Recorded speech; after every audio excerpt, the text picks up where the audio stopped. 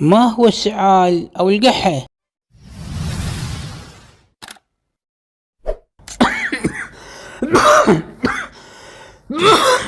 عندما تتهيج المجال الهوائية في الجهاز التنفسي تحدث ردة فعل طبيعية من الجسم للتخلص من هذا التهيج، وهذا يسمى السعال أو ما يعرف بالقحة.